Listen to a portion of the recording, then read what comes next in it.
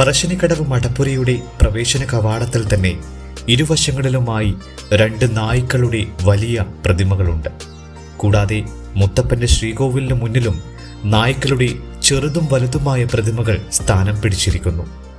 ആദ്യമായി ഇവിടെ എത്തുന്നവർക്ക് ഇങ്ങനെയൊരു കാഴ്ച അത്ഭുതം തന്നെയായിരിക്കും. ദൈവങ്ങളോടൊപ്പം സ്ഥാനം പിടിച്ച പല മൃഗങ്ങളും പക്ഷികളുമുണ്ട് നമ്മുടെ വിശ്വാസത്താളുകളിൽ. അങ്ങനെയൊരു സ്ഥാനമാണ് പറശ്ശിനിക്കടവിൽ നായ്ക്കൾക്കുള്ളത്. മുത്തപ്പ സന്നിധിയിൽ ധാരാളം നായ്ക്കളെ കാണാം. മുത്തപ്പന്റെ അംഗരക്ഷകരായി കണ്ടാണ് ഇവിടെ നായ്ക്കളെ പരിപാലിക്കുന്നത്. മുത്തപ്പന് നിവേദ്യം വയ്ക്കുമ്പോൾ അതിൽ ഒരു പങ്ക് നായ്ക്കൾക്കുള്ളതാണ്. ചടങ്ങിൽ നായയുടെ പ്രതിമയും ഉൾപ്പെടുത്താറുണ്ട്. പറശ്ശിനിക്കടവ് മടപ്പുരയിൽ നായ്ക്കളുടെ പ്രാധാന്യത്തെക്കുറിച്ചുള്ള പല കഥകളും പ്രചാരത്തിലുണ്ട്. അതിൽ ഒരു കഥ ഇങ്ങനെയാണ്. ഏതാനും വർഷങ്ങൾക്ക് മുമ്പ് ക്ഷേത്രാധികാരികൾ ക്ഷേത്രത്തിനുള്ളിലെ നായ്ക്കളുടെ എണ്ണം കുറക്കുവാൻ തീരുമാനിച്ചുവത്രേ.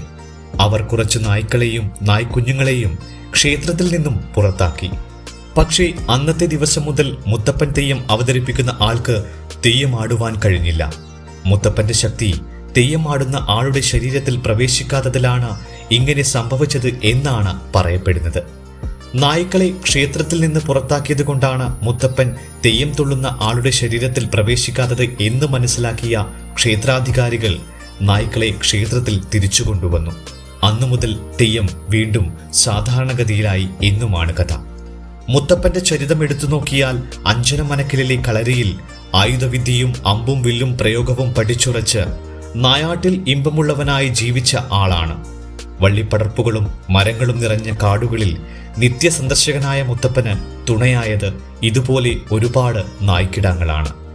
അത് മുത്തപ്പൻ തന്നെ തന്റെ വായ്മൊഴികളിലൂടെ ഭക്തരോട് അരുൾ ചെയ്യാറുമുണ്ട്. സാധാരണക്കാരുടെ ദൈവം എന്ന് പേരുകേട്ട ശ്രീമുത്തപ്പൻ സാധാരണക്കാരുമായി ഏറ്റവും അടുത്തു നിൽക്കുന്ന നായ്ക്കൾക്കും സ്ഥാനം നൽകുമ്പോൾ മനുഷ്യരെ മാത്രമല്ല സഹജീവികളെയും സ്നേഹിക്കണമെന്നും പരിപാലിക്കണമെന്നുമുള്ള വലിയ സന്ദേശമാണ് നൽകുന്നത്.